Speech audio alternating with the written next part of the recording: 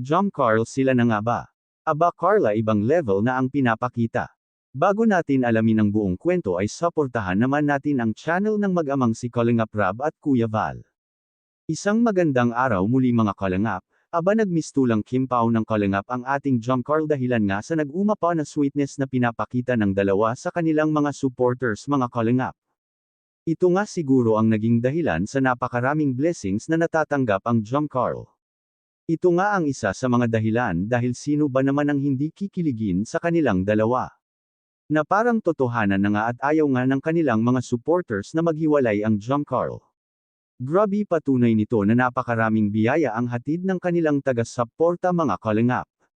Na hanggang ngayon ay hindi pa nga matapos-tapos ang pagsaulog ng first anniversary ang Jom Carl mga Kalingap.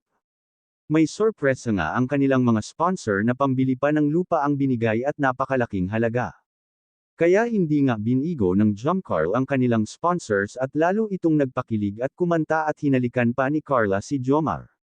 Naku, ibang level na talaga si Carla. Naku mga Kalingap, wala nang ang elangan ang dalawa at tila komportable na sa isa't isa ang Jom Carl. Sa tagal ba naman ng kanilang pagsasama at nakabuo na nga sila ng supporters na kilig sa kanila at bagay na bagay naman ang Jom Carl sa totoo lang mga Kalingap.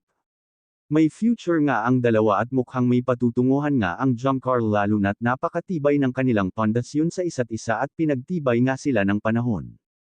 Hindi naman siguro sila aabot ng 1 taon kung wala silang tiwala sa isa't isa, di ba mga Kalingap? Gaya ng tiwala na binigay sa kanila ng kanilang mga taga-suporta, at hindi nga binigo ng Jom Carl ang kanilang mga supporters mga Kalingap at grabe naman ang sweetness overload mga Kalingap. Lubos nga ang pasasalamat ng Jom Carl sa mga biyaya na kanilang natanggap at hangad nga nila na doble ang balik nito sa kanilang mga supporters.